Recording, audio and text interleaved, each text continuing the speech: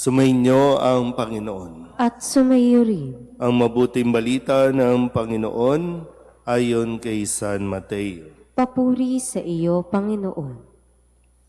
Noong panahong iyon, muling nagsalita sa mga punong saserdote at matatanda ng bayan sa Jesus sa pamamagitan ng talinghaga. Sinabi niya, ang paghahari ng Diyos ay katulad nito. Naghandog ng isang piging ang isang hari sa kasal ng kanyang anak na lalaki. Sinugo niya ang kanyang mga alipin upang tawagin ang mga inanyayahan, ngunit ayaw nilang dumalo. Muli siyang nagsugo ng ibang mga alipin at kanyang pinagbilinan. Sabihin ninyo sa mga inanyayahan na naihanda ko na ang aking piging. Napatay na ang aking mga baka at mga pinatabang guya at handa na ang lahat ng bagay. Halina kayo sa piging. Ngunit hindi ito pinansin ng mga inanyayahan. Humayo sila sa kani-kanilang lakad. Ang isa'y sa kanyang bukid at sa kanyang pangangalakal naman ang isa. Sinunggaban naman ng iba ang mga alipin, hinamak at pinatay. Galit na galit ang hari. Pinaparoon niya ang kanyang mga kawal, ipinapuksa ang mga mamamatay taong iyon at ipinasunog ang kanilang lungsod. Sinabi niya sa kanyang mga alipin, nakahanda na ang piging, ngunit hindi karapat-dapat ang mga inanyayahan. Kaya't pumunta kayo sa mga lansangang matao at inyong anyayahan sa kasalan ang lahat ng makita ninyo. Lumabas nga sa mga pangunahing lansangan ang mga alipin at isinama ang lahat ng natagpuan, masasama't mabubuti. Ano pat na puno ng mga panauhin ang bulwagang pangkasalan. Pumasok ang hari upang tingnan ang mga panauhin at nakita niya roon ang isang taong hindi nakadamit pangkasalan. Kaibigan, bakit ka pumasok dito nang hindi nakadamit pangkasalan? Tanong niya. Hindi nakaimik ang tao, kaya't sinabi ng hari sa mga katulong, kapusin ninyo ang kanyang kamay at paa, at itapon siya sa kadiliman sa labas. Dooy mananangis siya at magngangalit ang kanyang ngipin, sapagkat marami ang tinatawag, ngunit kakaunti ang nahihirang. Ang mabuting balita ng Panginoon. Pinupuri ka namin, Panginoong Hesukristo.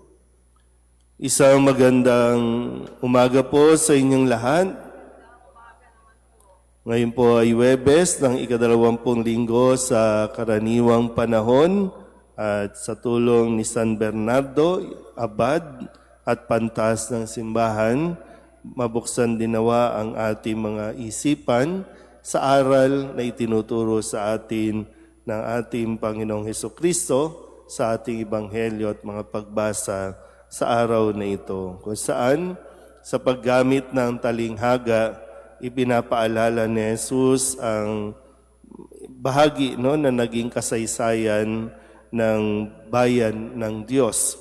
At sinasabing at narinig natin ng Israel ay kanyang piniling bayan at tinirang. Maging sa unang pagbasa sa aklat ni Propeta Ezekiel, na sinasabi din na yung kanilang tipan na siya ay magiging Diyos nila at sila ay magiging kanyang bayan. At mismong ang Panginoon ang magwiwisik ng tubig upang sila ay malinis. At sa Ebanghelyo, patuloy yung pagbibigay din ng talinghaga sa pamamagitan ng pag-iimbita na ang kaharian o ang paghahari ng Diyos ay katulad ng isang piging, isang kasalan na ninanais ng Panginoon na anyayahan unang-una, no? Pag nag-iimbita naman tayo, meron tayong mga preference, no? Kung sino ang gusto natin makasama sa isang kasiyahan o sa isang piging. Sa kasawiang palad, dahil nga ang mga Hudyo noon ay patuloy, lalo tigit, no, sa mga punong saserdote at matatanda ng bayan, yung kanilang katigasan ng ulo at pagsuway sa kautusan ng Diyos. Kung kaya't ang paanyaya na para bang naging blessing in disguise na rin naman, no?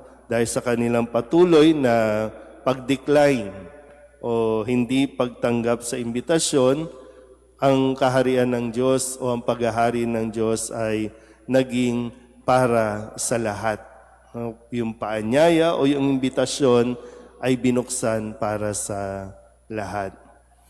Ang isang naalala ko, no, sa ganitong kwento na pwede natin mapagnilayan, yung bang kapag iniimbitahan tayong magsimba, naalala niyo pa po ba noong mga panahon na busy-busy tayo at ang dami nating dahilan? Busy tayo sa trabaho, busy tayo sa gawain ng bahay, busy tayo sa mga galaan, kaya't napakahirap para sa atin ang magsimba.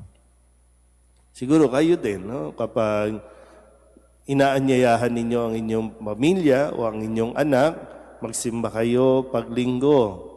Kailangan pa muna minsan umaabot sa magkakainisan pa, kailangan pa kayong sigawan para lang makapagsimba. Pero kalaunan, nagkaroon kayo ng sariling pasya o desisyon, yung mga dahilan natin, no? Noon na sa araw at oras ng pagsisimba, kinatatamaran natin, ayaw natin magsimba. Pero yung sa atin ngayon na narito, siyempre yung paalala din na hindi porket nandito ka, okay na yun. Kailangan din, siyempre, yung proper disposition, yung bang paggamit nito na tama ba ang ating pananamit sa isang okasyon. Yeah.